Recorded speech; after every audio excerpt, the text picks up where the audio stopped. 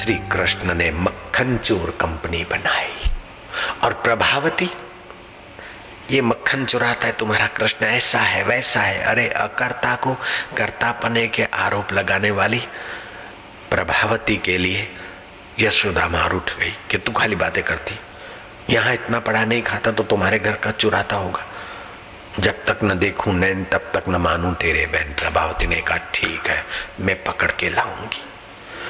उसने मक्खन चोर को आमंत्रित करने के लिए छीकों में मक्खन भर दिया। अपने बेटे को कहा कि जाके बताओ कि वलोड़ा हुआ है। बेटे ने कहा, कंपनी में मेंबर था और श्री कृष्ण क्या करते, जिसके यहाँ वलोड़ा होता है और मक्खन न रखे तो बच्चों को बोलता कि जो कपट करते हैं उनका घर शमशान है, डबल सिंगल कर लो। कोई चूल्हे पे बैठ के डबल सिंगल करता तो कोई कहीं कहीं कहीं। छोरे घर को ऐसा कर देते कि अब मैं उसका वर्णन नहीं कर सकता हूँ, आप संभल जाओ, डबल सिंगल एक की बेकी। तो प्रभावती ने झूठ मूठ में बोलना ये भी उसकी हिम्मत नहीं रही, तो सचमुच में छीकों में मक्खन उसने 2 दिन 3 दिन का ये सब इकट्ठा करके रखा। और कृष्ण आए तो देखते छीकों में मक्खन तो है, घर को डबल सिंगल से सजाना नहीं। लेकिन इस मक्खन तक पहुंचने में यहाँ भी कोई खेल है। चारों तरफ रस्सियां बंधी और रस्सियों में घंटियां लगी ताकि तुम हम जाएं तो वो प्रभावती अपनी सहेलियों सहित आपको हमको पकड़े।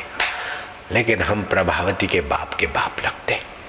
ए शब्द ब्रह्म, हाजिर हो जाओ साकार। ये घंटियां नहीं बजनी चाहिए, चाहे मैं छूं चाहे मेरे ग्वाल बाल छूं। Order is the order. Veto power का उपयोग किया अपने भगवत स्वभाव का। कूदे लेकिन घंटियां चुप। गोलाकार हुए, एक के दूसरे, दूसरे से तीसरे कंधे तक और चौथे कंधे तक तो कन्हैया पहुंचे।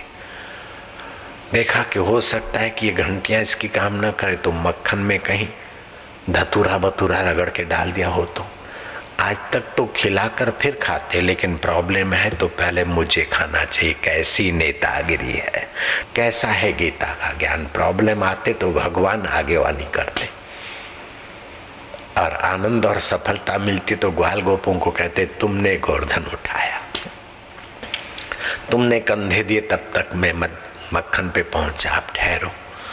आज मक्खन तुमको खिलाकर नहीं, पहले मुझे खाना होगा। जो श्री कृष्ण मक्खन अपने होठों धरते त्यों घंटियां टन टन टन टन टन टन टन टन बजने लगी। कृष्ण कहते शब्द ब्रह्म, ये क्या किया तुमने, मेरी आज्ञा का उल्लंघन। बोले प्रभु, आपकी आज्ञा का उल्लंघन करके त्रिभुवन में कौन सुखी रह सकता है। मैंने आपकी आज्ञा का पालन किया नाथ। अरे क्या, मैंने कहा घंटी नहीं बजनी चाहिए कि प्रभु शास्त्र और पुराणों में जो आज्ञा है वो भी आप ही की आज्ञा है। उनमें लिखा है कि और समय पर घंटी बजे चाहे ना बजे, लेकिन ठाकुर जी जिमते हो। और ये मूर्ति के ठाकुर जी नहीं, खुद ठाकुर जी जिम रहे, तो घंटी क्यों न बजे भगवान। अच्छा जाओ, तुम्हारा तर्क सच्चा है, जाओ। प्रभावती आई, रंगे हाथ रंगे होठ रंगे गाल पकड़ लिया और थोड़ा सा कहीं कमी है तो अपने तरफ से मक्खन चौपड़ दिया। हाथ पकड़ा, घसीटती ले जा रही। उसका बेटा कहता माँ छोड़ दे, तू नहीं तो बुलाया था कृष्ण को बुलाने को। मक्खन चोर है कैसे, सबके मेंबर है, हम भी तो घर के मेंबर है, छोड़ दे। बोले चल, आज मुझे यशोदा माँ की जो सुनी अनसुनी करनी थी उनको समझाना है कि कैसा है तेरा रंगे हाथ चोर। तेरे बेटे का पक्ष रहती है लेकिन कैसा है।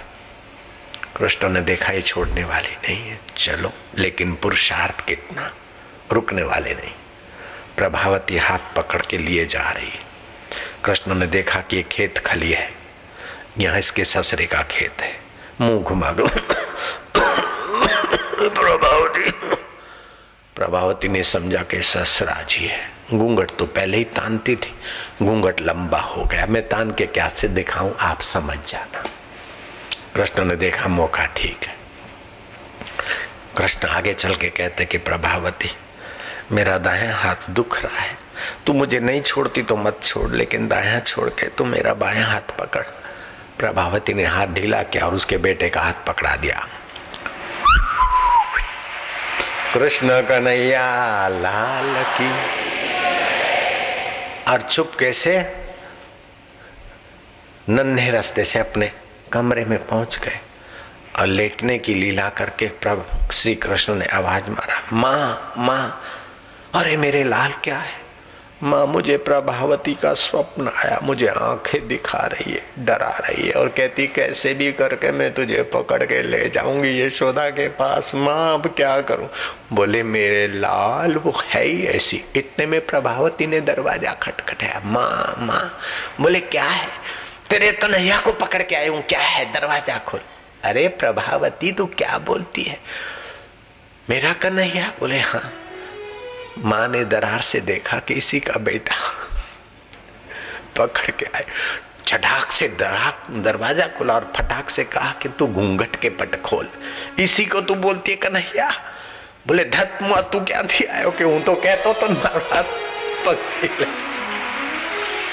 कृष्ण वहां पलंग पे खटिया पे नवार की खटिया पे लेटे लेटे कृष्ण खड़े हो गए, बैठ गए। प्रभावती को यशोदा माँ की नजर बचाकर अंगूठा दिखाते, जीभ दिखाते। ले इसके पीछे तात्विक अर्थ है कि कृष्ण माना आनंद, माधुर्य, दिव्यता। लेकिन वो दिव्यता जब प्रभावती बुद्धि के प्रभाव से कोई धन, कोई सत्ता, कोई ये लेकर सुखी होना चाहता है तो अंतरात्मा कृष्ण बोलता है ले सुख। फिर वो बेचारा डिस्को करने जाता है, वाइन पीने जाता है, अपनी औरत नहीं दूसरी औरतों के साथ काला मुंह करने जाता, फिर भी दुखी रहता। ले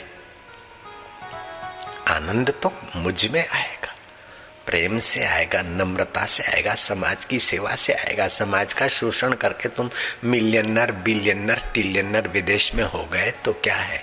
आनंद के लिए भटकना पड़ेगा। हाथ में आई हुई सुख सुविधा भी छटक जाएगी। हाथ में आया हुआ कृष्ण छटक जाता है अहंकारियों के हाथ से, शोषकों के हाथ से। कृष्ण तो उन छछिनबरी छाछ पे नचाने वालों का दासों का दास हो जाता है, भक्तों का भक्त हो जाता है। उनके पास आनंद होता है।